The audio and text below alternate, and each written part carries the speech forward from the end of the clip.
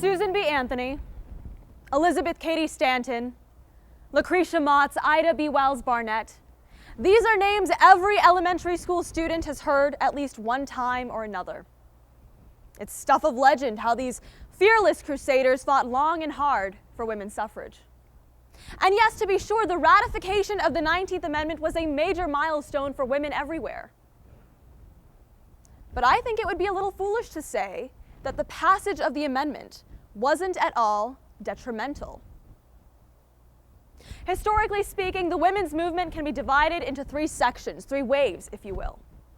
The first wave focused on, of course, female suffrage and culminated with the 19th Amendment. The second wave focused on removing the confines of the domestic sphere, and the third wave focused on embracing females previously excluded from the earlier waves, for example, African American and Latino women.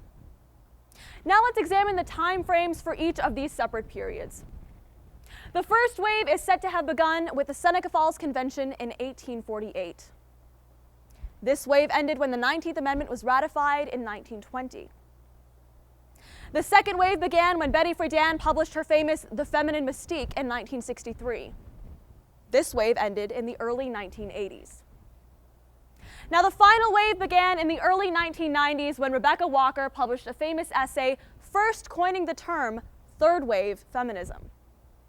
According to historians, this wave is still going on today. Now the thing to take away from this is that between the first and second waves, there was a 40-year gap. 40 years. The fact is, history has been very unkind to women.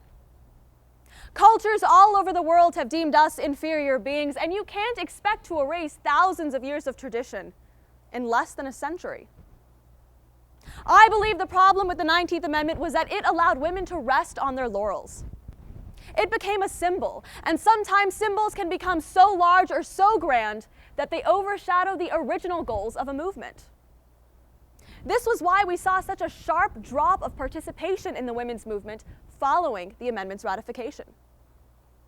Now, to be sure, Stanton, Anthony, Motts, they wanted women to obtain the right to vote. That association is clearly ingrained in our minds. But there was an end goal to that. Elizabeth Cady Stanton, for example, said that women should obtain the right to vote so that they could protect themselves. Through the power of the vote, they would be able to elect lawmakers who would pass laws beneficial for them. Voting was not the end goal.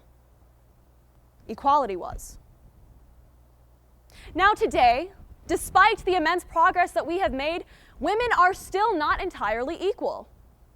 To the ladies in the audience here today, I am sure that each and every one of you have heard, at least at one time or another, the phrase, "But you're a girl." I know I have.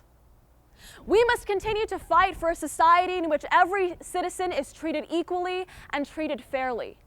And we must ensure that we keep this objective in mind, even if we achieve a victory or two along the way. We must take heed from the aftermath of the 19th Amendment. Now, let me be clear. I believe the 19th Amendment was a wonderful, fair thing. We expanded our democracy upon its ratification, and that is never negative. I am merely offering to you all a different perspective.